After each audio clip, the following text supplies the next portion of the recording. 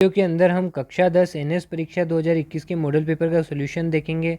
First video के अंदर हमने इंग्लिश सब्जेक्ट कवर किया था, तो इंग्लिश सब्जेक्ट के आपके 15 जो क्वेश्चन थे वो सारे क्वेश्चन हमने एक वीडियो के अंदर कवर करे थे। अब जो नेक्स्ट सब्जेक्ट आपके दिया है वो उसके क्वेश्चन हम करेंगे। तो देखिए आप, ये 15 तक के हमने सोल्यूशन आपको बता दिए इंग्लिश सब्जेक्ट के। और अब जो नेक्स्ट सब्जेक्ट आपके है वो हिंदी सब्जेक्ट है। तो हिंदी सब्जेक्ट के हम सारे प्रश्नों के उत्तर सटीक देखेंगे, बिल्कुल समझते हुए, ताकि आप अपनी परीक्षा में भी अच्छा कर सकें। तो देखिए आप, मीठा शब्द बनने वाली भाववाचक संज्ञा है। तो मीठा शब्द से कौन सी भाववाचक संज्ञा बनती है? तो मीठा शब्द से भाववाचक संज्ञा हमें बनानी है। तो भाववाचक संज्ञा आप देखिए कि वह संज्ञा जिसको सिर्फ महसूस किया जा सके, जिसे छुआ ना जा सके, जो फिजिकली अपने पास मौजूद ना हो, जो अपने मन में होती है, उसे भाववाचक कहते हैं। ठीक है ना। तो संज्ञा पर भी हम एक अच्छी सी वीडियो बना देंगे अगर आप कमेंट करेंगे तो इसमें देखिए आप, भाववाचक संज्ञा कौन सी है? मिठाई नहीं है, मिठाई तो एक संज्ञा हो गई। मिष्ठान भी नहीं है, मीठी भी नहीं होगा, मिठास होगा। मिठास क्या एक भाव है, ठीक है ना, इसे हम महसूस कर सकते हैं मिठास को। तो मीठा शब्द से बनने वाली भाववाचक संज्ञा कौन सी है? मिठास। नेक्स्ट क्वेश्चन देखिए, प्राकृतिक का विलोम है। तो आप सबको पता होगा प्राकृतिक कौन सी चीज़ होती है? जो ईश्वर द्वारा या प्रकृति द्वारा निर्मित हो, वो क्या कहलाती है? प्राकृतिक। और जो मनुष्य निर्मित करता है वो कहलाती कृत्रिम। क्या कहलाती है? कृत्रिम। और ऐसे पूछ ले कृत्रिम का विलोम क्या है, तो आपको प्राकृतिक लिखना है, अकृत्रिम मत लिख देना। ठीक है ना, बच्चे कंफ्यूज हो जाते हैं इसमें और गलती कर देते हैं। बहुब्रीहि समास का उदाहरण बताना है आपको अगले प्रश्न में। तो देखिए आप, बहुब्रीहि समास किसे कहते हैं पहले तो आप ये बताएं। तो समास पर भी हम एक अच्छी सी वीडियो बना देंगे जिसमें हम डिटेल से समझा देंगे। अभी हम आपको शॉर्ट फॉर्म में बताते हैं। बहुब्रीहि समास क्या होते हैं? वह समास जिसके अंदर क्या हो, दोनों ही पद प्रधान ना हो, यानी दोनों जो पद होते हैं जिनके मिलकर ये समास बनता है, तो दोनों ही पद क्या हो, प्रधान ना हो। और जो तीसरा जो शब्द बनता है उस दोनों शब्दों से मिला के वो शब्द प्रधान हो। जैसे देखिए, दशा प्लस आनंद, दशानंद बना। तो दशा प्लस आनंद क्या है? एक कोई भी पद प्रधान नहीं है, दशानंद शब्द एक प्रधान शब्द है। और इसमें एक और बहुब्रीहि समास में एक और ट्रिक होती है कि इसमें किसी ईश्वर का नाम आपके बनता है। जैसे दशानंद बन गया, किसी ईश्वर का अलग नाम बन रहा है, तो उस टाइप से ईश्वर के जो नाम बन रहे हैं ना, वहाँ पर भी क्या आता है? बहुब्रीहि समास ही आता है। ठीक है ना। नेक्स्ट क्वेश्चन देखिए आप, रिक्त स्थान की पूर्ति करें उचित लोकोक्ति द्वारा। तो आपको एक उचित लोकोक्ति द्वारा इसकी पूर्ति करनी है। पिताजी खेतों में टहल भी आए और ताज़ी सब्जियां भी ले आए, ये तो वही बात हुई। तो आपको इसमें लोकोक्ति बतानी है। तो आम के आम गुठलियों के दाम, ये पहली वाली इसमें राइट होगी। आम के आम और गुठलियों के दाम, कि एक काम करने गए और दूसरा काम भी हो गया। नेक्स्ट क्वेश्चन देखिए आप, किस वाक्य में विशेषण का प्रयोग हुआ है? तो आपको बताना है विशेषण किस शब्द में आया है।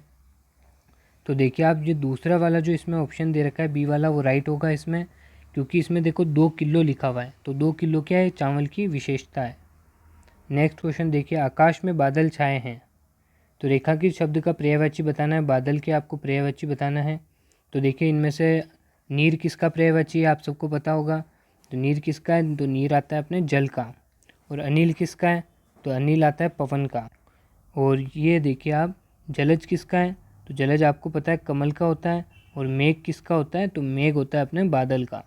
तो इसमें हो जाएगा फोर्थ वाला राइट ऑप्शन। नेक्स्ट क्वेश्चन देखिए आप, किस वाक्य में अपादान कारक का प्रयोग हुआ है? तो अपादान कारक किसे कहते हैं पहले तो आप ये बताएं। तो अपादान कारक वो होता है जिसमें क्या हो कि संज्ञा और सर्वनाम को अलग करते हो, ऐसा शब्द उसके बीच में लगा हो या साइड में लगा हो कि जो दोनों शब्दों को अलग करता हो। इसमें एक और चीज़ है कि इसमें स शब्द आपको ज़्यादातर देखने को मिलेगा, दोनों में स शब्द आपको देखने को मिलेगा, जिससे संज्ञा और सर्वनाम दोनों अलग हो रहे होंगे। तो इन सब में आप देखोगे तो इसमें सिर्फ एक में ही स शब्द दिया हुआ है। तो इसमें वैसे तो दूसरा वाला डायरेक्ट आप ऐसे पहचान सकते हो, तो दूसरा वाला राइट हो गया, पर इसको हम एक बार अच्छे से समझ लेते हैं। बच्चा सांप से डर गया।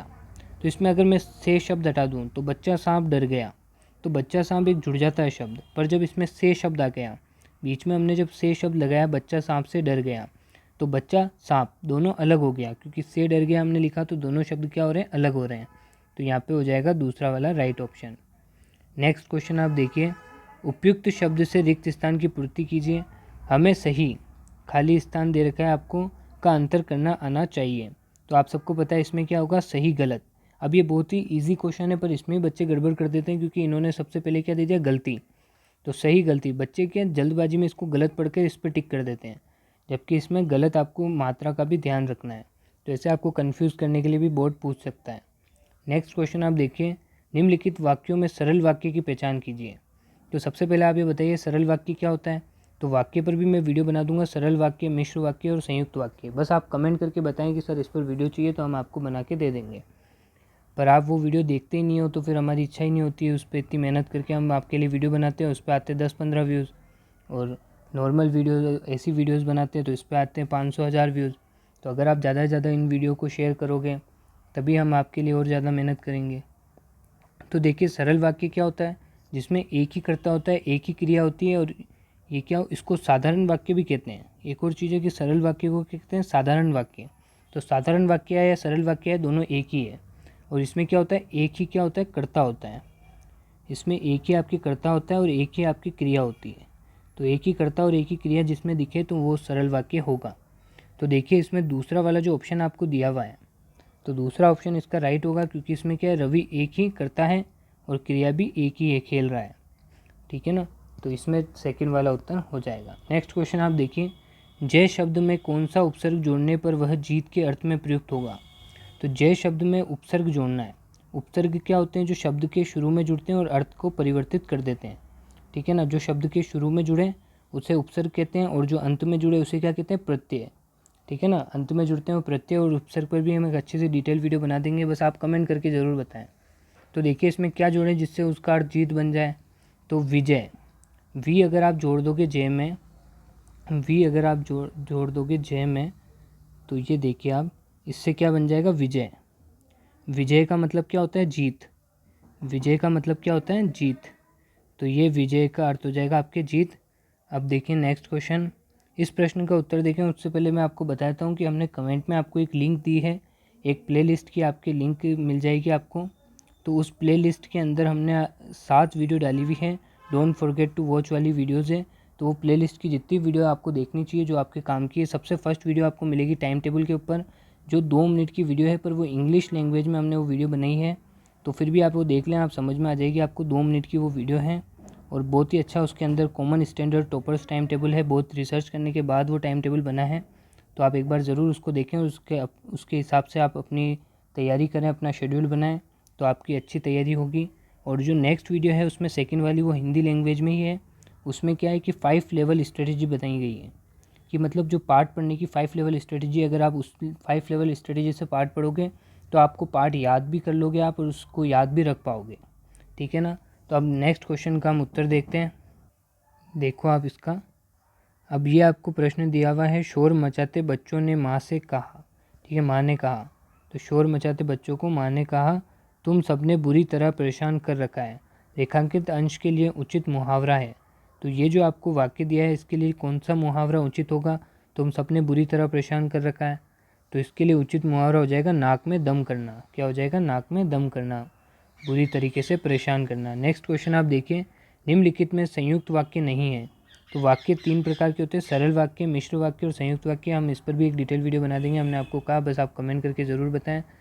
तो इसमें संयुक्त वाक्य किसे कहते हैं, जो क्या हो कि 2 या 2 से अधिक सरल वाक्य, जो हमने बात करी थी 2 या 2 से अधिक सरल वाक्य से मिलकर बना हो, या फिर मिश्र वाक्य से मिलकर बना हो। 2 या 2 से अधिक मिश्र वाक्य से मिलकर बना हो, और क्या हो कि इसमें वो किसी और पर आश्रित ना हो। ठीक है ना, और इसकी पहचान क्या होती है संयुक्त वाक्य की, संयुक्त वाक्य में और शब्द आपको देखने को मिलता है। जो और शब्द है ये आपको देखने को मिलता है, एवं शब्द आपको देखने को मिलेगा इसमें, और फिर शब्द भी आपको इसमें देखने को मिलता है, या शब्द भी आपको इसमें देखने को मिलेगा, परंतु, ये सब शब्द आपको किंतु, परंतु, इसलिए, तथा, तो इस टाइप के आपको शब्द इसको बीच में देखने को मिलेंगे। तो इन तीनों शब्दों में और शब्द आपको मिल रहा है, तो वैसे ही ये पहला वाला ही राइट हो गया। पर एक बार हम इसको और समझ भी लेते हैं, उसके आने पर मैं उसे क्षमा कर दूंगा। ठीक है ना, इसमें पर शब्द आ गया। पर से क्या हो रहा है कि एक दूसरे पर निर्भर कर दिए, ये जो दोनों वाक्य हैं ये एक दूसरे पर निर्भर हो गए, कि उसके आने पर। तो पर शब्द निर्भर करता है, एक दूसरे को आश्रित बनाता है, और इसमें क्या होता है कि आश्रित नहीं होते, इसको अलग थोड़ा रखना है, तो इधर और शब्द अलग करता है। तो और शब्द आपको दिखे तो वो संयुक्त वाक्य में आता है। तो इसमें कौन सा संयुक्त वाक्य में नहीं आता है, तो पहला वाला। नेक्स्ट क्वेश्चन आप देखिए, सकर्मक क्रिया का प्रयोग किस वाक्य में है। तो आपको बताना है सकर्मक क्रिया का प्रयोग किस वाक्य में हुआ है। तो देखिए आप, सकर्मक क्रिया क्या होती है, तो वह क्रिया जिसके अंदर क्या हो, कर्म तो होना चाहिए, इसमें सकर्मक क्रिया में कर्म होना चाहिए, कर्म ज़रूरी है, ये आवश्यक है, कर्म होना चाहिए।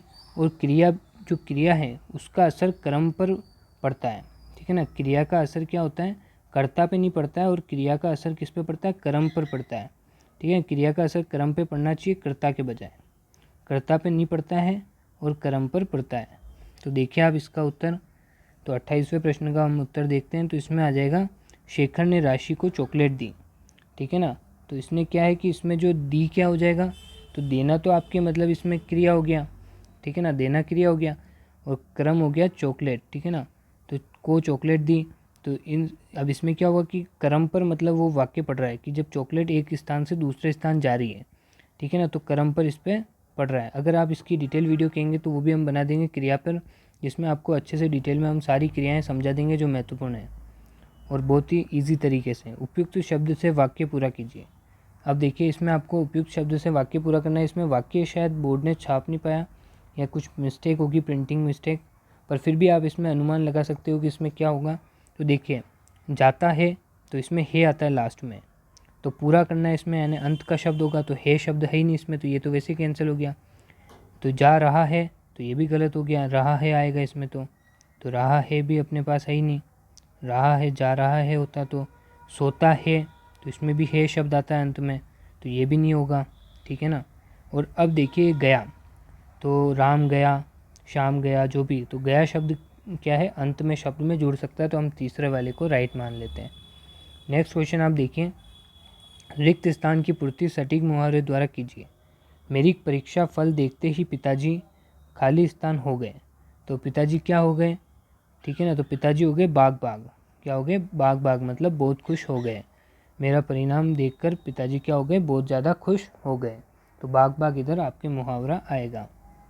तो कैसी लगी आपको वीडियो कमेंट में ज़रूर बताएं, और नेक्स्ट वीडियो चाहिए तो आप इस वीडियो को ज़्यादा से ज़्यादा शेयर करें, ताकि हम आपके लिए इतनी मेहनत कर रहे हैं तो आप भी हमारे लिए कुछ करें और ये ज़्यादा से ज़्यादा बच्चों तक पहुँचाएँ, इससे बच्चों का भी फ़ायदा होगा। और ये अपने जो स्कूल ग्रुप है आपका, उस सभी स्कूल ग्रुप में आपको ये भेजना है। और फर्स्ट वीडियो अगर आपने अभी तक नहीं देखी है वो देख लें, और जो हमने प्लेलिस्ट आपको कमेंट में दी हुई है उस प्लेलिस्ट पे जाकर भी आप उसकी सारी वीडियोस वॉच करें। थैंक यू, मिलते हैं नेक्स्ट वीडियो में।